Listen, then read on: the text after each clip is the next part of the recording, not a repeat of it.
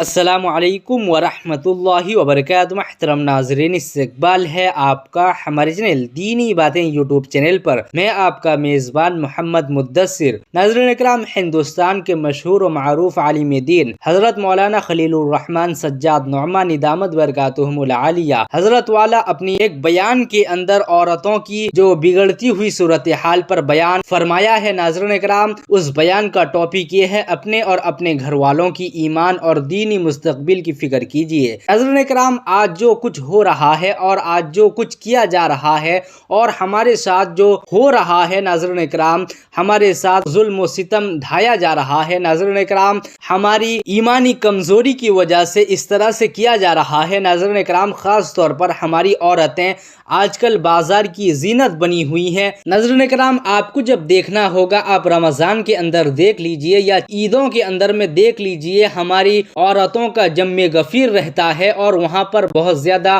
شور و شغب رہتا ہے، اور ہماری عورتیں اتنی تعداد میں جاتے ہیں، کسی اور کا غیر محرم کا کوئی انہیں فکر تک نہیں ہوتا اور وہ بے خوف ہو کر اپنی کام کو انجام دے رہی ہیں۔ ناظرین اکرام، آج کل جو معاشرے کے اندر میں ہو رہا ہے، ہماری عورتوں کا اس طرح سے چہرہ، یقیناً دوسرے مذاہب کے لوگ اس سے فائدہ اٹھائیں گے۔ ناظرین اکرام، یہ عورتیں جو کچھ کر رہی ہیں، یہ لوگ اسلام کا اور شریعت کا مذاق اڑا رہی ہیں۔ ناظرین اکرام، یہ لوگ اسلام کا چہرے کو مشق کر رکھا ہے اور اس کو بدنام کر رکھا ہے۔ ناظرین اکرام، آج کل اسی صورتحال کو لے کر ناظرین اکرام دوسرے مذاہب کے لوگ ہم پر طعن و تشنیع کرنے لگے ہیں اور بہت زیادہ فائدے اٹھاتے ہیں اور اس پر مذاق اڑاتے ہیں۔ ناظرین اکرام، آج کل حجاب کے اوپر، عبایا کے اوپر میں بہت زیادہ شور و شغب ہے اور بہت زیادہ اس پر کچھ غیر مسلم حضرات ہوتے ہیں، وہ لوگ حجاب اور برقعے کو بدنام کرنے کی ناپاک سازش چل رہی ہے۔ ناظرین اکرام، اس میں ہماری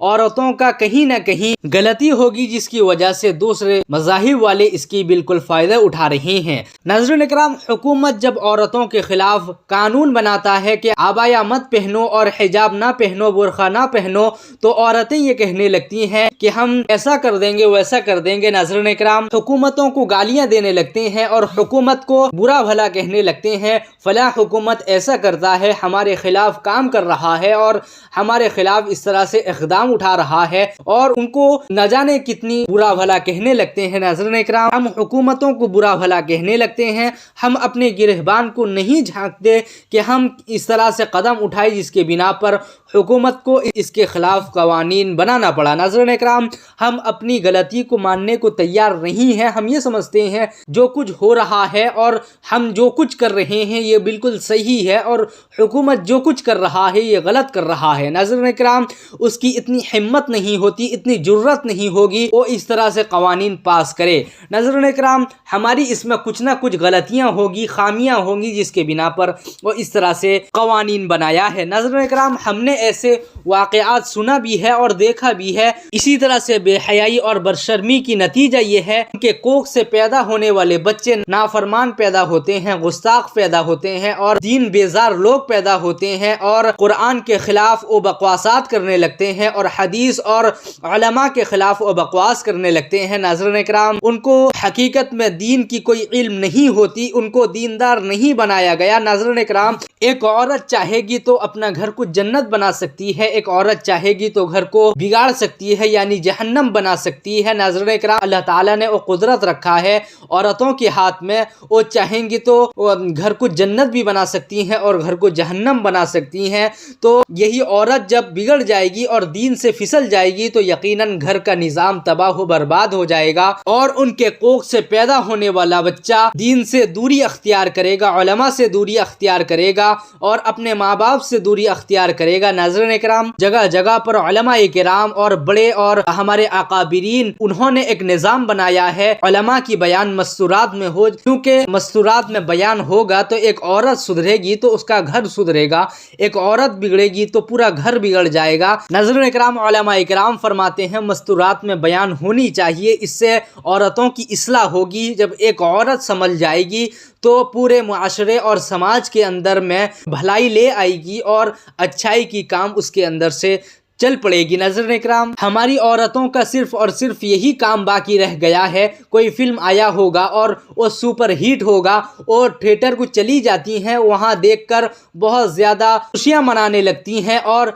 जबकि सुबह 4 बजे भी क्यों ना हो वो जाकर पहुँच जाती हैं थिएटर पर और वहाँ जाकर फिल्म को कामयाब बनवा लेती हैं। नाज़रीन इकराम, हमारी औरतों का सिर्फ और सिर्फ यही काम बाकी रह गया है। नाज़रीन इकराम, पहले ज़माने में औरतों का सिर्फ और सिर्फ काम यही होता था, उनका काम ये होता था वो अल्लाह और अल्लाह के नबी जनाब मोहम्मद रसूलुल्लाह सल्लल्लाहु अलैहि वसल्लम के तरीक़े को अपने ज़िंदगी में डाल लेते थे और अल्लाह और अल्लाह के नबी के तरीक़े पर ज़िंदगी गुजारते थे। इसका नतीजा ये होता था उनके कोख से पैदा होने वाले बच्चे वली पैदा होते थे, उनके पेड़ से पैदा होने वाले बच्चे बुजुर्गान दीन पैदा होते थे, उनके कोख से पैदा होने वाले बच्चे दीन के दाई और दीन के शहदाई पैदा होते थे। आजकल ऐसे बच्चे पैदा होते हैं, दीन बेजार लोग पैदा होते हैं, और आज ऐसे बच्चे पैदा हो रहे हैं जो माँ बाप के नाफरमान बच्चे पैदा होते हैं, जो बेहयाई और बदशर्मी की काम को अंजाम देने लगते हैं। नाज़रीन इकराम, इसीलिए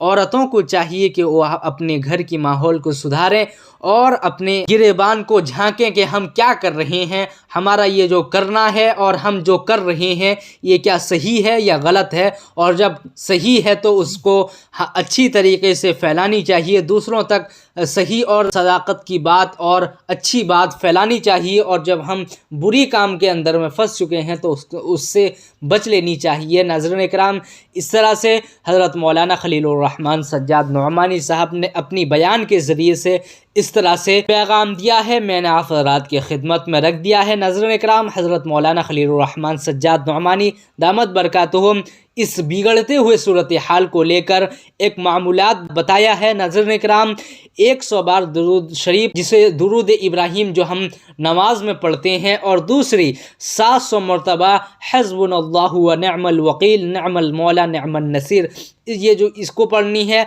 और तीसरी बात ये फरमाया है 7 बार सूरह फतह जो पारा 26 के अंदर आया है उसे 7 बार पढ़ने का कहा है, और चौथी सूरह मुज़म्मिल 40 मरतबा जो पारा 29 के अंदर आया है उसे पढ़ने के लिए कहा है, और आखिर में 100 मरतबा दुरूद शरीफ, यानी कि अव्वल और आखिर 100 बार दुरूद शरीफ पढ़ने का हुक्म सादिर किए हैं। नाज़रीन इकराम, आप तमाम हज़रात हज़रत मौलाना खलीलुर रहमान सज्जाद नोमानी साहब दामत बरकातुहुम को चाहते हैं और उन्हें जब पसंद करते हैं तो इस अमल को यकीनन कीजिए, यकीनन आपकी घर संभल जाएगी और आपकी घर जन्नत बन जाएगी, और जो सूरत हाल पैदा होती है इंशाअल्लाह ताला वो भी ख़त्म होती जाएगी इंशाअल्लाह। और आखिर में उन्होंने दुआ के लिए कहा है। नाज़रीन इकराम, इस तरह से उन्होंने कहा है जो मैं आप हज़रात की खिदमत में बता दिया, क्योंकि हज़रत मौलाना एक हिंदुस्तान के बहुत बड़े आलिम दीन हैं जिनसे अल्लाह ताला ने बहुत ज़्यादा दीनी